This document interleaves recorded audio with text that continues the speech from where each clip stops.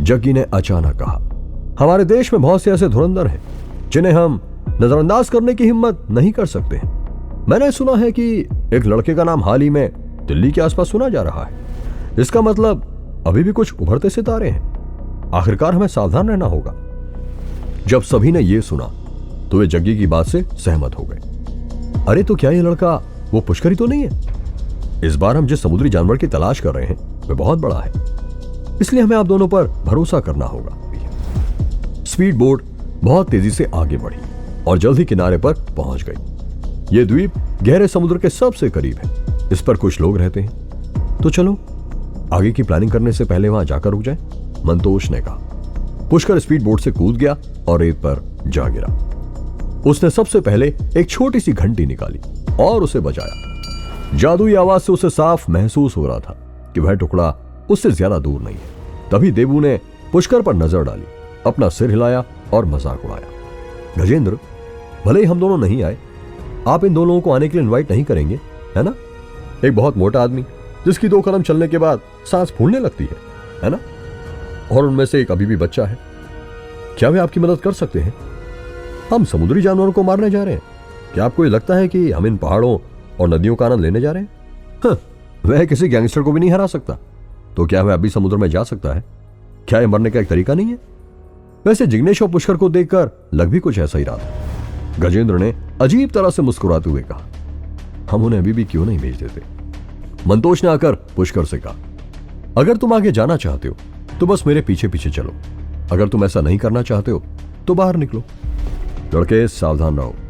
मुझे लगता है कि तुम फिर से अपने ऊपर मुसीबत बुलाना चाहते हो। जिग्नेश को पता था कि पुष्कर कौन है और अब उसे अपनी वफादारी जाहिर करने का समय आ गया है, इसलिए उसने तुरंत जवाब दिया, अरे तुमने पहले मेरी 3 पत्थर की मूर्तियों को छुआ है और मैंने अभी तक तुम्हारे साथ इसकी भरपाई नहीं की है। क्या तुम उससे संतुष्ट नहीं हो? मंतोष चिल्लाया।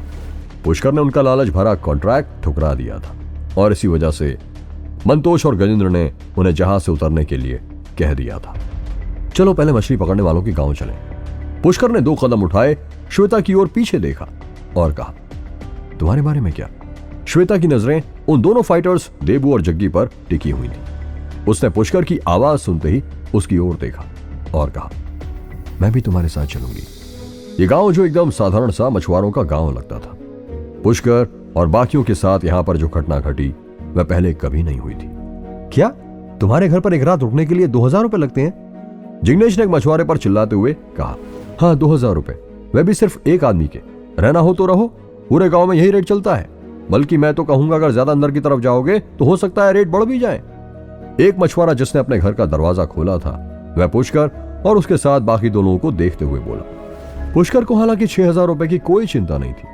बस बात इतनी सी थी कि कोई उसे सामने से लूटने की कोशिश करे ये उसे मंजूर नहीं था।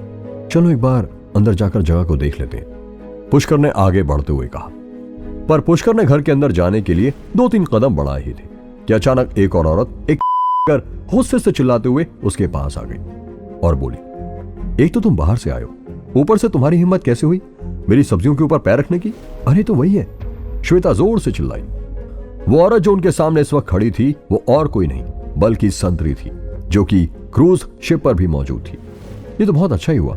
मैं कब से सोच ही रही थी कि तुम मुझे मिलोगे या नहीं, लेकिन अब तुम यहां मुझे मिल ही गए हो तो तुम्हारा हिसाब यहीं पूरा कर देती हूं। जो हरकत तुमने की है वह माफी के लायक नहीं है, श्वेता ने कहा। संतरी भी हैरान थी। उसे उम्मीद नहीं थी कि उस आइलैंड पर श्वेता मिल जाएगी, लेकिन एक पल को ही हैरान रहने के बाद वह फिर से चिल्लाने लगी, तुम हो कौन? पुष्कर ने जमीन की तरफ देखा। वहां पर कुछ सब्जियों के पौधे जरूर थे, लेकिन वह पहले से ही मुरझा चुके थे। उसे नहीं पता था कि वह उनके ऊपर से चलकर आया था या नहीं, लेकिन उन सब्जियों के पौधों की सब्जियां पहले ही निकाली जा चुकी थी और अब उनको पैरों से कुचला जाए या नहीं इससे कोई फर्क नहीं पड़ता था। जिग्नेश गुस्से में चिल्लाया, इसकी हिम्मत तो देखो, ये हमसे पैसे मांग रही है। संतरी एकदम से मोटे मोटे आंसू बहाकर रोने लगी और जोर से चिल्लाकर बोली, सुनो सुनो, सब सुनो, चाचा देखो ये बाहर से आए हुए लोगों ने मेरी पूरी सब्जी का खेत पैरों तले कुचल दिया। इन सब्जियों के तुम्हें कितने रुपए चाहिए? पुष्कर ने कहा। जिग्नेश और श्वेता दोनों ने कंफ्यूज होकर पुष्कर की ओर देखा। वह उन्हें कॉम्पनसेशन क्यों दे रहा था? संतरी चिल्लाई, तुमने मेरा पूरा खेत तबाह कर दिया। मैंने पूरे साल भर ये सब्जियां उगाने में मेहनत की थी। तुम्हें कम से कम 10-20 हजार रुपए तो देने पड़ेंगे।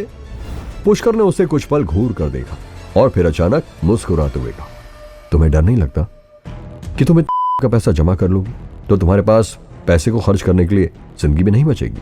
क्या मतलब है तुम्हारा? तुम क्या मुझे श्राप दे रहे हो? मुझे नहीं पता था कि इतनी कम उम्र होकर भी तुम्हारे दिल में इस तरह के बुरे ख्यालात होंगे। इसका तो दिल बहुत काला है। संतरी चिल्लाई, भाइयों और बहनों, इस तरह के शब्दों का इस्तेमाल मत करो। तभी अचानक एक बूढ़ा आदमी वहां चलते हुए आया। उसने सबसे पहले संतरी को चुप होने को कहा और फिर वो बूढ़ा आदमी पुष्कर को घूरने लगा। कौन था वो बूढ़ा आदमी? क्या पुष्कर अपनी मंजिल तक पहुंच पाएगा? जानने के लिए सुनते रहिए ये एक्साइटिंग कहानी सिर्फ पॉकेट FM पर।